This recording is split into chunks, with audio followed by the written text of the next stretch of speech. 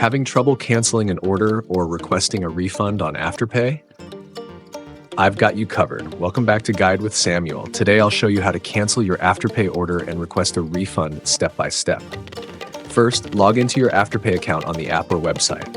Next, find the order you want to cancel under Orders or Purchases.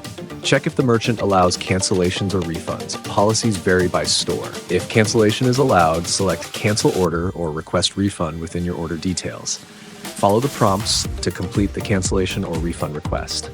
Contact the merchant directly if you need additional help. Keep an eye on your Afterpay account and email for refund updates. If your payment was already processed, refunds may take a few business days to reflect.